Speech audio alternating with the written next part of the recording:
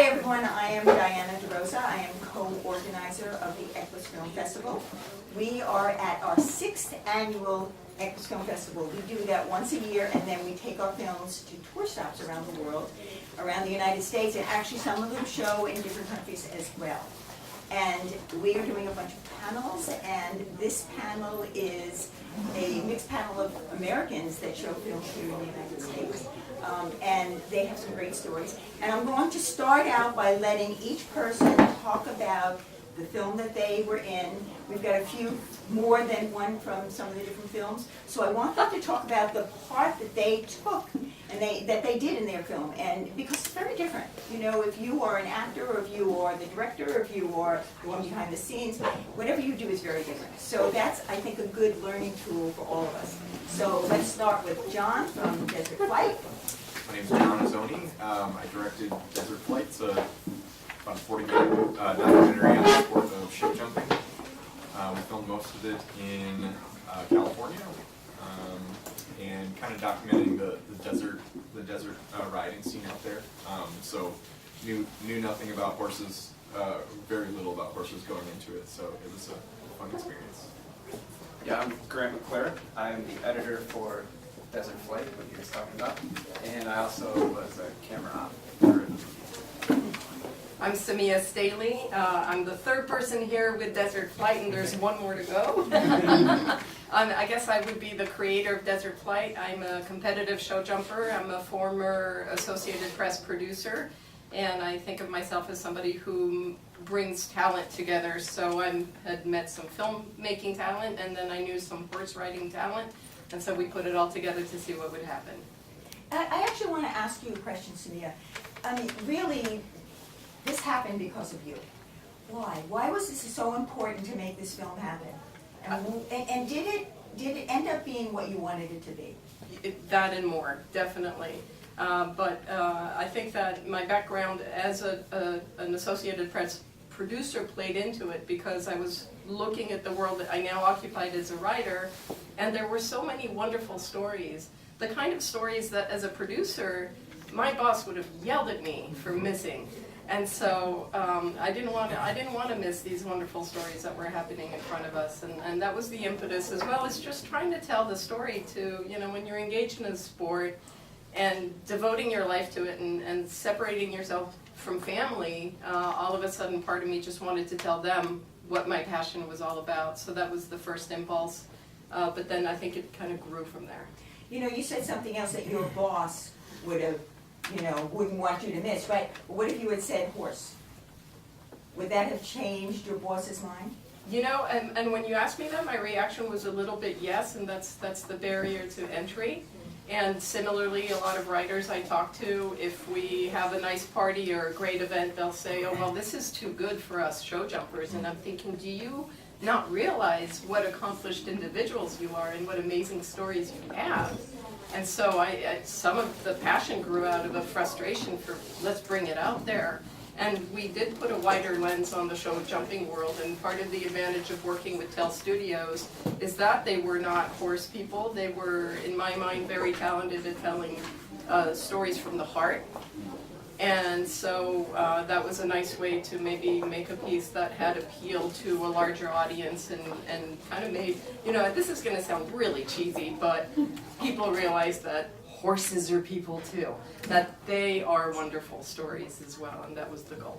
Is there something that you think that we're missing in our horse world to make it as important to the news people? Stories. Stories. Yeah, and that's why I really think that's where we can make the biggest difference, is to tell these compelling stories, because then it comes easy. You tell one or two good stories, and people change very quickly. I don't think it takes too much. You know, Ryan, when you go, I would like you to talk a little bit about the film itself. Yeah. Talk about yourself, but also tell us what the film's about. How much time do we have for me to talk about myself? Just kidding. So I was fortunate to be the producer of Desert Flight. 1, 2, 3, 4. And like John had said, like, we knew nothing about horses. Don't stand behind them, and you know, they were amazing. You know, those were like the two things. And you know, it was our second interview. You know, I was asking Will Simpson just about like how he got started, and by the end of the interview, I'm in like tears. You know, the stories that he shared, his Olympic journey, and what started out to be a 5 minutes piece. We went into this thinking we were going to make this like real cool, you know, 5-minute film about the, you know, West Coast riders. And after that first day and the second day, we're like, oh my gosh, there is so much here. And for me, as I watched the film, obviously it's my baby. Like, this is like, oh my gosh, like we got to be a part of this, so I'm super proud of it. But the stories, the things that we learn, to hear people's passion, like why they do this thing, you know, I just lean forward every single story and was so interested to hear from people. So from my perspective, from somebody from the outside world, to have created something that, you know, we've shared with family and friends who, similar to us, don't know anything about horses, and people are like, this is compelling, like it's beautiful, and we get excited about people's stories. And so to be able to tell it from the context with horses, I think for the horse world, like everybody who sees the film, they're like, oh my gosh, this is why we do what we do. And for me to just be moved by, you know, so many, story after story, for people who have given their lives to this sport, it was super inspirational for us to be a part of. And in more than one interview, there was definitely tears, just because of the passion. You know, too, I was at the Olympic Games where Will Simpson competed. And for me, it was a real eye-opener to see your film, because I knew that he was the last rider to go in, and his round was going to be everything, whether they got the medal or not. And he did it. And I saw the enthusiasm. But to see him talk about that in your film, to me, it really touched my heart. So I totally get what you're saying. All right, now we're going to medieval times. Yeah, so my name is Colleen Oshab. This is actually my first film. Medieval Times, We Are Medieval Times Chicago documentary was kind of like a baby of my heart, because I work in Medieval Times. I've worked there for over 4 years now.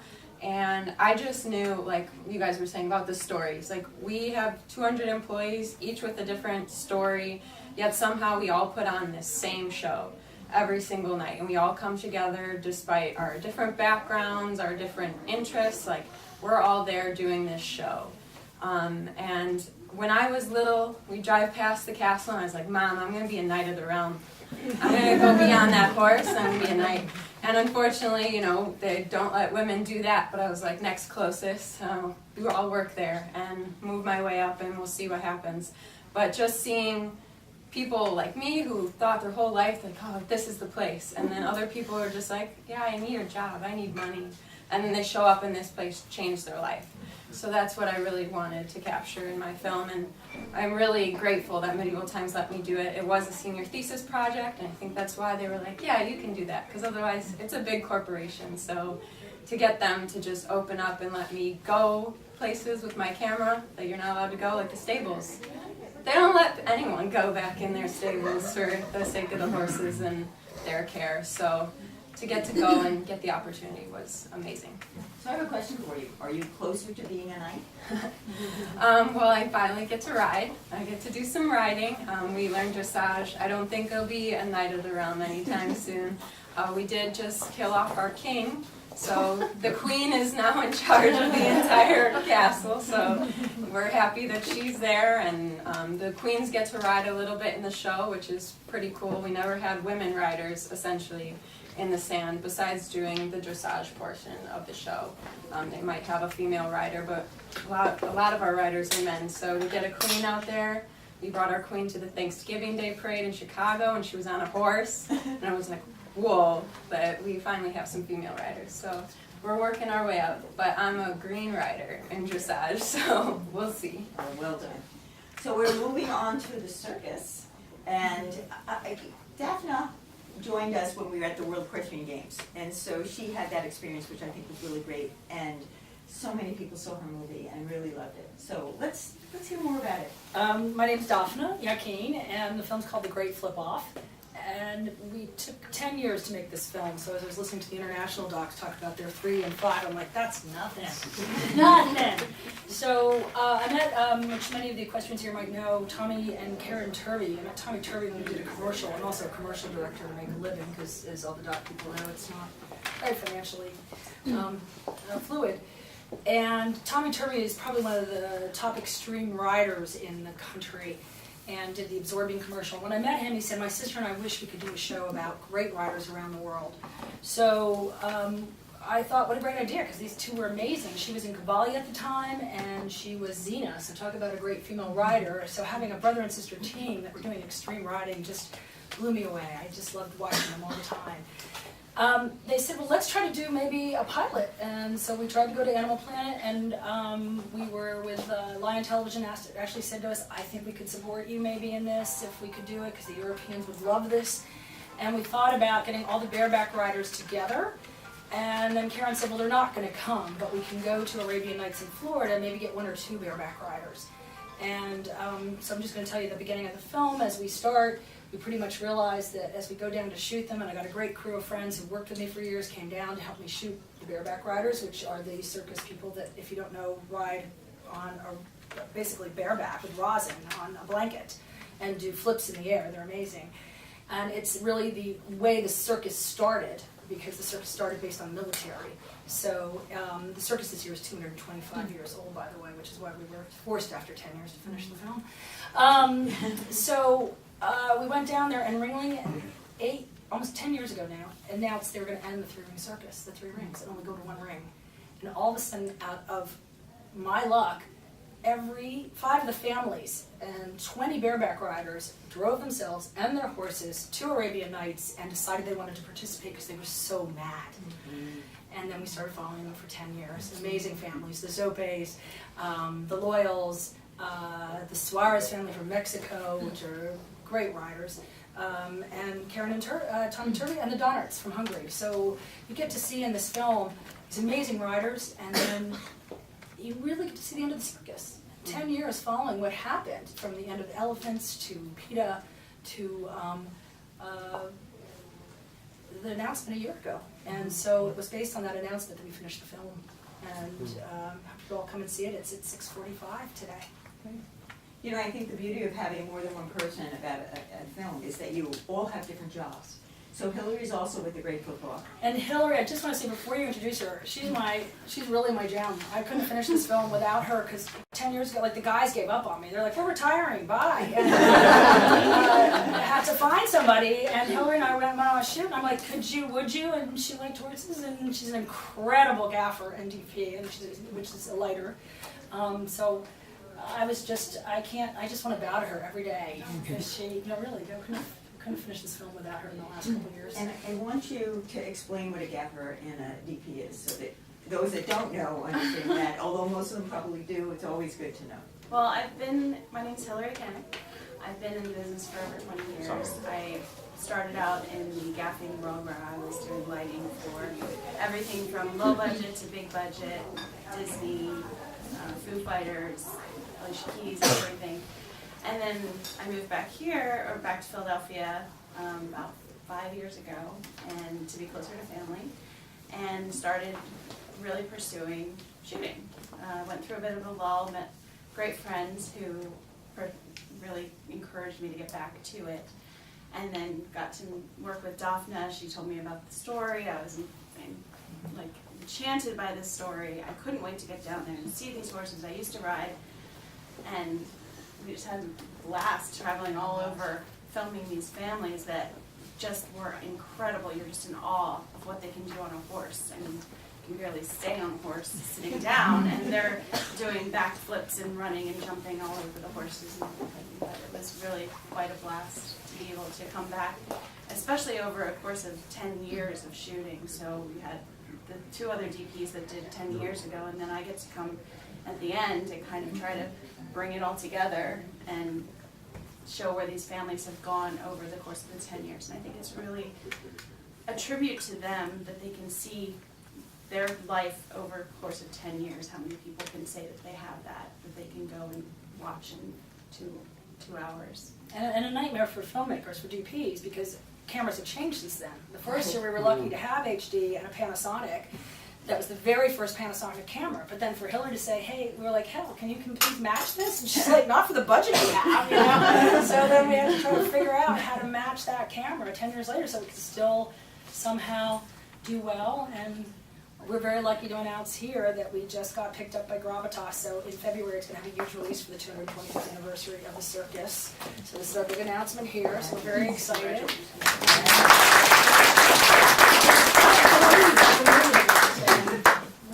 It was really a great project too, because I really didn't have any rules that we had to stick to. We just wanted to get the shot and get it the best that we could. So we were inside the ring with the horses, and in the film there's a horse that they're training, and the other operator and I are thinking, we got this, we're good. He's in there, we're in there, the horse is in there, cool. And all of a sudden the horse changes and just starts going all over the ring and misses the other operator by inches. And we got it, we're coming out, we're shaking and everything.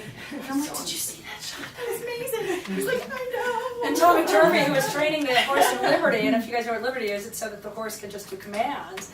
And he's going, no, it was really safe. I wouldn't put you in here if it wasn't safe. And we're like, you're right. Until after, and he was like, oh, I just wanted to see what happened. But it was really, really creatively thrilling and challenging, and just an amazing story that you guys should all come and watch. Really, it's an amazing story. You know, I think on any set, no matter what role you play, there's always something that sticks with you. Something that compelling that you take away from your film. So I want you each to go down and let us know what that compelling one or two moments was. Starting with you, Jen. I think most compelling for me was just the opportunity to be present for some major, like, small and big moments, but like very meaningful moments that that weren't out in the public eye. So I was really moved to sit down with Ryan and I sat down with Will Simpson and just hear his honest thoughts, and he's crying, he's crying and he's telling the story like he's never told anybody before, and to watch the Olympics footage that we ended up getting from the Olympics committee, it was like, wow, there are a lot of people that, like, he really won a gold medal, and we got to talk to him about that, and to see that part of the film be everyone, like, a lot of people's favorite part that they're really moved by. Another big moment was, Flexible, this really famous horse. We were there filming when they decided to retire him, and the sun was setting, and we were like, let's do a session, and we're filming rich fellers with one of the most famous horses apparently that in existence, and he's got this horse has its own little figurine. What do they call it? The briar. And we're filming the final hurrah for this horse, and it was some of the most beautiful footage too, because the lighting was perfect, and it Last was day of just, show. Yeah, it was really cool. So just to know nothing about horses, but then just have these moments where it's like, why am I here? This is this is amazing that we get to direct this story. And Grant, who also joined us down at the World Equestrian Games, so you had that experience as well. What was your most? Yeah, I think my most memorable thing, and the thing I took out of it, is just the connection that these riders have with the horses. I did a lot of editing for this. I think I have like 800 hours into it. But through that, I shot it, but I also got to see those stories on film and how they unfolded, and just the passion they have and love they have for the animals. And like, for example, I think my favorite parts are like Buddy Brown. He's one of my favorite people that I've filmed. But I just love going to the stable like early in the morning, and he's just there, he's petting his horse, he's grooming his horse, taking care of the horse. And then there's one scene where it's at night, and it's just, you can just hear the crickets, and you can hear the wind, and he's just there with his horses and the whinnies. And I think that's my takeaway, my favorite part, just that connection, that love that these people have with an animal. Sure. Oh, well, my takeaway was how energized I felt about the world of horses and the world of show jumping, we had gone into it a little bit on the defensive. You had asked earlier what happens when you say horse, and then that interest level, where does it go? And then I realized, wait a minute, we're covering a sport that's so relevant and so modern. Because as we're doing these interviews, you know, you hear things that you know, but then you realize, you know, men and women compete equally in show jumping. How modern a sport is that? It's a sport of the future. And then there's this element also of young and old compete equally. And so show jumping is truly a test of character, which is absolutely of the future as we go beyond our differences. And finally, but perhaps most importantly, the story with our relationship with animals is my biggest takeaway, because we're colleagues with animals, much as if you're working in the circus. Or longer ago, I hear things like, this is an old profession, this is an old sport. And I'm thinking, yeah, but in some ways we need to change that, because there was a time when we were colleagues with animals, and for sure horses or other animals that are professionals, there's a darker edge to it always. There's difficulty for professional animals. There's unfairnesses and everything else, but we're working with them and we have relationships with them, and that seems to be going away, you know, as we embrace the future in urban living. And I'm thinking, but no, our relationship with animals is actually the way of the future. So my biggest takeaway is that this is a world that's going to show us the way. And that's what's so exciting about it for me, is that it actually is a world of the future. And if we keep telling these stories, people, I think, would come around to that. So. I totally agree, being a journalist. And I think one of the things that you mentioned, men and women being on equal footage, I mean, our Sydney Olympic Games is an all-women team. BZ Madden, Lauren Huff, Laura Kraut, these are women very often that our Olympic teams are balanced by 2 men, 2 women. Or in the case of Sydney. So that is really a unique story that can be told. And age doesn't seem to matter. You know, you've got your Margie Engels and the different people that are, their age is older than you would think, and that yet they're still able to ride. So they all have compelling stories. So Ryan, your compelling moment?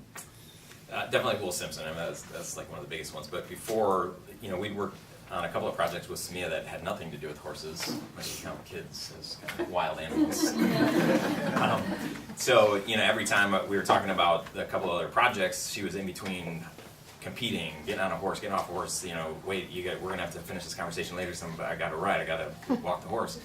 And eventually, I'm like, Samia, like, wait, there's something to these horses. Like, maybe we should do a story. And then eventually, like, as she continued to rise in her competing, she said, yeah, now's the time. So I just thought this was going to be a great story from somebody who's passionate about something, and that gets me excited. But what I didn't realize is that at the start of this project to the end, I think at the beginning my heart was kind of like the Grinch's, like it was like really small, like toward horses. Not that I didn't like them, but like it just wasn't small. But today, like, you know, we're driving, we're from Michigan, and we drive up North Michigan, and as you drive, like, there's farms, and like you see horses, and every time I'm like telling my kids, like, hey, there's horses, and like my heart just gets like a little bit bigger every time.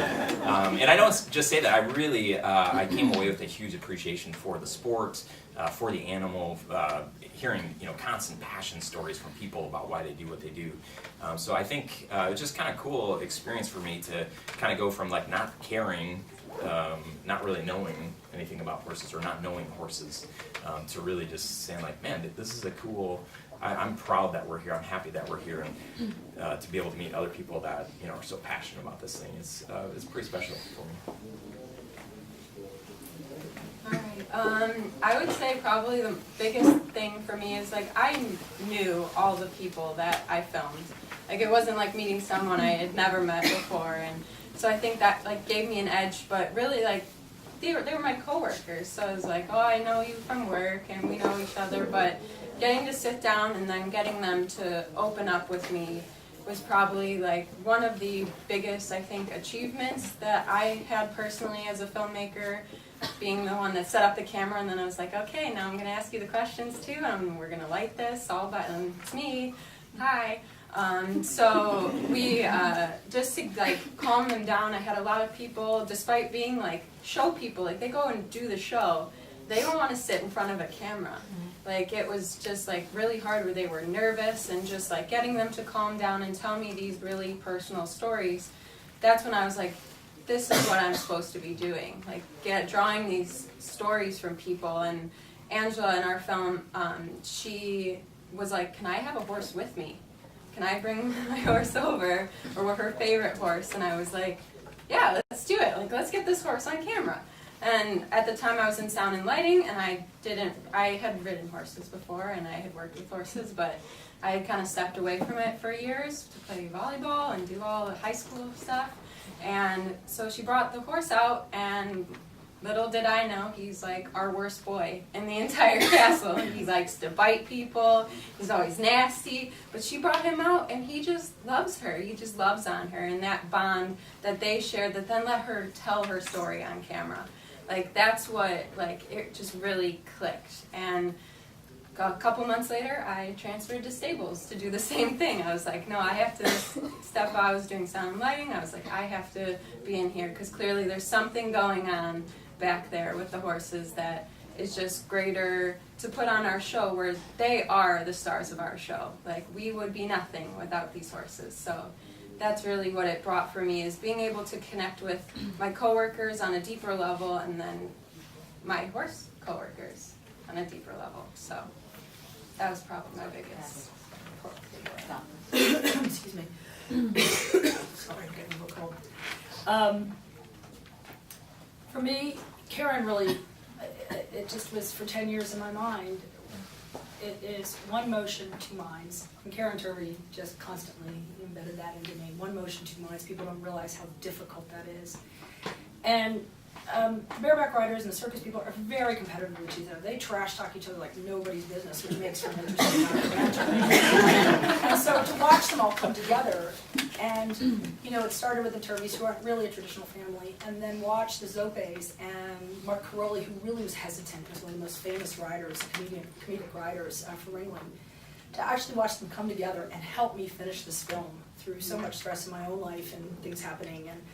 And then you know, one of the things was that we got rejected from Animal Planet, and it was because, relating back to what you were saying, it was 7 years ago, and they said, we will never do horses again. No horses, no fires. And this is what, it's an industry conference, and they say, we never do horses and fires. Horses get us bad ratings. Horses get us bad ratings.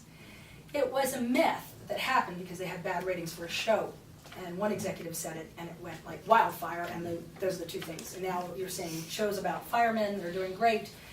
And what Gravitas told us, and what was an inspiration for all of you who are documentary producers or directors here today, they desperately need animal material. They said somehow with Animal Planet and others turning away, trying to all compete and trying to do Duck Dynasty, now the only thing is like everybody's like on the internet watching dog and cat and horse videos, and there's no feature films. So I think that it's a real inspiration for all of you who love horses and love animals, that now's the time. So get them finished, edit them, finish them, and get them into the hands of distributors, because they forgot about animals for a while trying to compete with each other. And that's a great feeling. And like I said, I think that's what I take away, is watching all these competitive families really come together, work hard to keep their culture alive in this film. Your turn. I'll keep it short. There was way too many moments filming, and I could just pick one. But one of the biggest things is how much the people that we were shooting brought us in and made us family, like instantly. And they are so incredibly talented. They have love for their animals like you would not believe. And they transferred that love with us. We had to trust them when we were in the ring with the horses, and them. I mean, we were doing crazy things where horses are running at us and they stop on a dime, and you're standing there hoping that it happens. But they took care of us like we were family. And even when we went to Sarasota for the film festival, there were a bunch of people from the film that were in it that came down. And it was like a big reunion. It was just heartwarming. And that's one of the things that I loved about working on this film, was I'll never be part of that world, but for the moments that we were filming, I was. And it really meant a lot to me. So I want to end this off with Sumia and Daphna. Sumia, I love that you come from the other world. You know, I've done the PR for the National Horse Show at Madison Square Garden when I had to fill 18,000 seats. It was, and Daphne, just your energy when you push to sort of get that message out. I saw that when you were at the World Prison Games. So I sort of like, you know, you've got a room full of people that want help and understanding. And one of my messages that it's not me and Lisa, it's all of us. We should all be out there promoting our films. We promote the EQUUS Film Festival. We have to work as a family. But what advice can you offer, Samia, and what advice can you offer, Daphne, from the different perspectives that you come from? Well, the good news is that there's so much material out there that you've got plenty of story to work with. And that became apparent to us when we were putting together Desert Flight because of the format. The format is difficult because it's a documentary that's told in the words of the people who are being interviewed. And so if you're going to then string a story like that together, and that would be the advice part would be to always focus, if you're going to try to tell a story like that, as beautiful as the images are, you have to focus on the story, and therefore we were a little lost until we simply focused on the spoken word. So we ended up cutting the audio track first. I think it was the 10th step of our process was we cut the audio track first and then laid video on top of the story. But you have to have story. And so the format turned out to be the perfect test of what we were trying to tell, because in fact we had more than enough story. We had too much story. And so we ended up having to choose the things that actually wove together and progressed the storyline, even though we couldn't catch a hole with a piece of scripting or anything like that. And so it proved to me that the stories were worth telling, because we had, in the end, we had more than what we needed, and that says a lot, because this was a 3-week shoot. We did this over 3 weeks. And then a couple of follow-up visits, each of which was about 2 or 3, but by then we knew exactly what we needed, and we just did a follow-up interview. So think of that 3 weeks worth, and we ended up with a 40-minute film. That's how strong the stories were. And so the advice is believe in the stories that are out there, because they are so compelling, but also follow that audio track, and then let the visuals tell the rest of the story. Okay, Daphne, about being the piece. Well, she's right. Stories first. I mean, that's what we always do an audio cut. It's like doing radio, and then you throw your pictures to it. That's why I'm so jealous when I see some films now, because I see all the flying cameras, and I'm like, well, we didn't have that. But we didn't have that 10 years ago, and even now we're inside. It's a circus film. There's no flyover. Of course, you're that fond of them. But the thing is, when you're an indie filmmaker, and I think so many have seen the internationals here, in the United States it is difficult. You have to toot your own horn until you get distribution. You have to make connections. And you have to keep up with them. And for creatives, that's really difficult, because you just want to keep making your stories, and you don't want to, it's not you're not a salesperson, you're a creative, but you have to do Facebook. We worked through Stephen Spark when we raised our last bit of funding. You bug your friends. I made them come today. And you constantly have to just beat the pavement and say, and gain audience, and then get the people in your film, as you guys know, to also gain audience. And it's that it becomes viral until you can finally pass it off to somebody like Gravitas or somebody else, or sell it for them to do it. And for every filmmaker, you can't do a film unless you believe in it. So it's just that extension that you have to continue on, because you're not going to finish something unless you really believe in it, because it takes a lot to come back at night at home and on weekends and finish what you love. So you just have to make that your extension. And even though I hate Facebook and I hate Twitter, I'm just not, but I have to do it. It's a part of my morning ritual. It's like I read the New York Times, Washington Post, I do Facebook. It's like, you have to do it. And you saw our story on the New York Times. I did. It was really good. That was kind of a plus for us. It was really good. Ryan, if they want to know more about the film? Well, go to desertflightmovie.com or see us tomorrow evening at 6 p.m. 6 p.m. We'd love to hear what you think. Yeah. And Colleen? It's on YouTube at Show Productions. Just type that on YouTube, or We Are Medieval Times Chicago. And thegreatflipoff.org. You can find and we are on Facebook, The Great Flip Off. So you know, I'm on there every morning. And then also, we do other documentaries. So if you look up Lunchbox City or Lunchbox Box, our company's Lunchbox Communications, so we do a lot of justice and women's rights films. So if you want to take a look at some of the other stuff we're doing, happy to communicate with you. And I'm always in contact at lunchboxcity.com if you can't remember Daphne. So it's easy to find us. And thank you so much for being a part of our panel. I mean, it really means a lot to us too, to have you spend your time sort of helping everybody else. I mean, we all have something to share. So thank you very much. I'm Diana DeRosa. I'm with the EQUUS Film Festival. EQUUSFilmFestival.net if you want to find more information about us.